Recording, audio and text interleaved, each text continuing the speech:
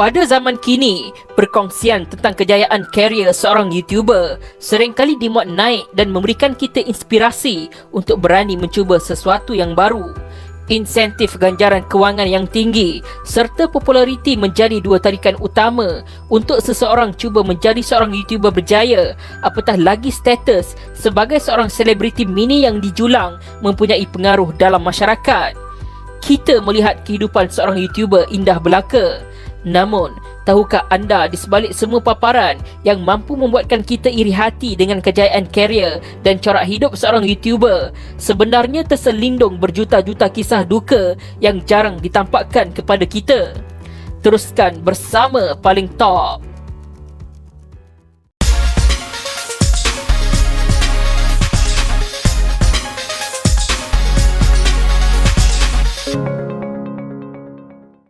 Didorong oleh tarikan monetari dek perkongsian beberapa orang yang berjaya mendapatkan pendapatan ribuan ringgit dalam sebulan, semakin ramai di kalangan masyarakat kita cuba memberanikan diri untuk menjadi seorang host saluran YouTube atau pencipta kandungan di belakang kamera, iaitu dengan menerbitkan karya untuk tontonan secara percuma.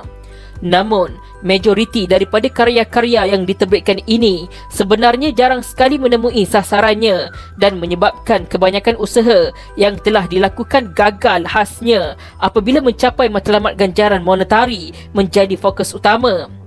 Ada juga orang yang berani menawarkan kursus-kursus tidak rasmi yang berkisar kepada cara menjadi YouTuber berjaya dengan potensi pendapatan dikatakan lumayan. Ini sesuatu yang agak bahaya kerana realitinya tidaklah seindah apa yang digambarkan.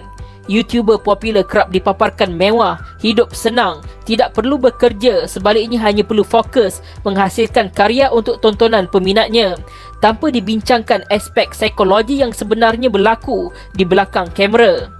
Terlalu ramai YouTuber berhadapan masalah tekanan selepas susah payah mereka merakam, menyunting dan menerbitkan video yang hanya mampu beroleh tontonan 1 atau 2 angka sahaja. Selepas situasi seperti itu timbul, seorang YouTuber akan mula mencari-cari di mana silap mereka dan berusaha untuk memahami kenapa saluran mereka tiada sambutan dan terus mencuba meningkatkan tontonan dan senantiasa mengharapkan video mereka viral atau meletup bagi menjana pendapatan yang diidamkan. Ini adalah masalah utama yang kerap dihadapi seorang YouTuber yang baru berjinak-jinak dalam bidang ini.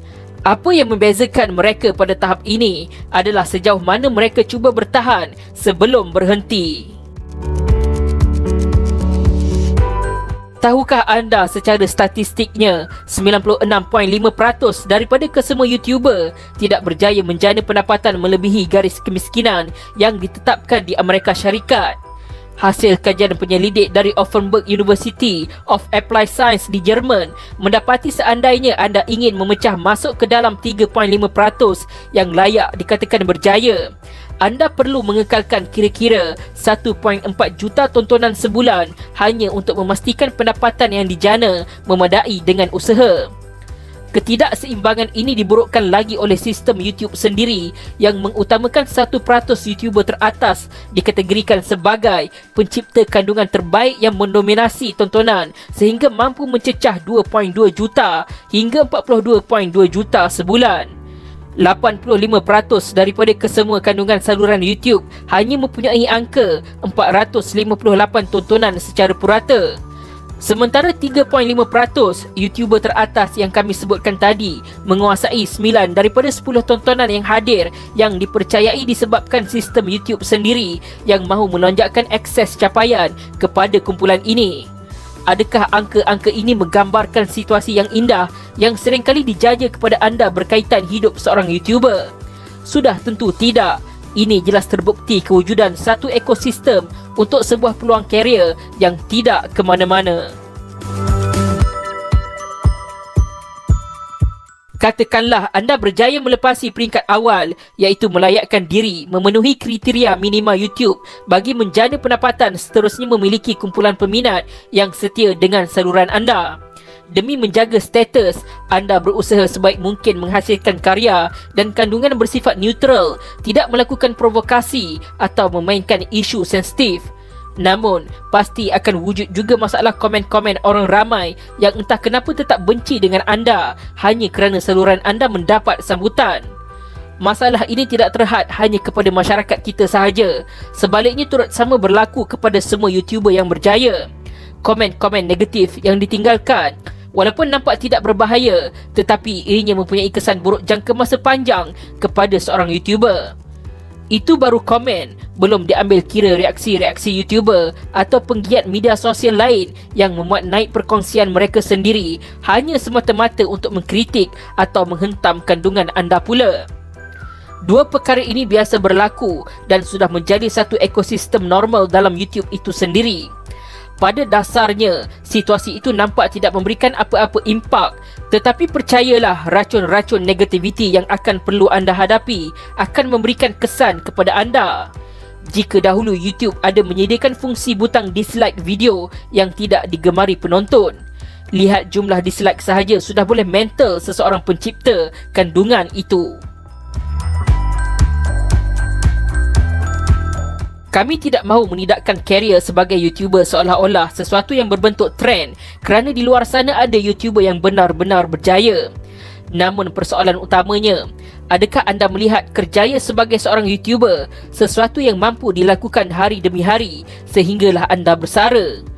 Berapa lamakah anda mampu mengekalkan momentum penghasilan karya sebelum anda terpaksa mengalah dan mengaku tidak berbaloi untuk terus berusaha menarik minat penonton bila hanya mendapati tontonan satu angka atau berhadapan dengan kutukan?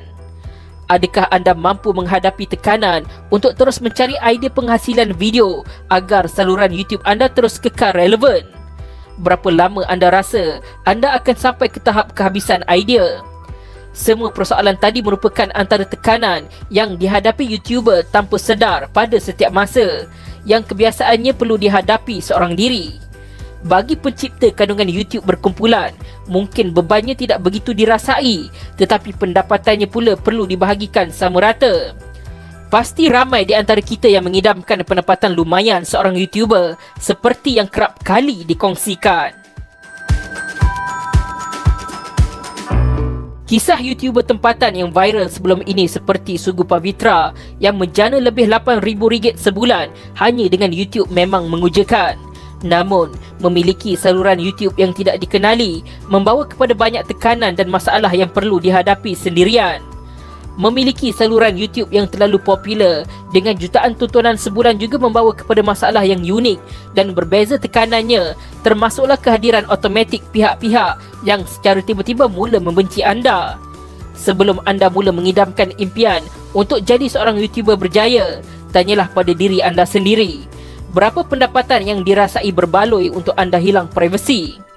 Dalam era internet masa kini, individu berniat baik pun setiap masa terpaksa berhadapan dengan orang yang cuba menjatuhkan mereka. Berapa ribu anda perlu sebulan untuk anda berhadapan dengan orang yang akan ketawa melihat anda merana?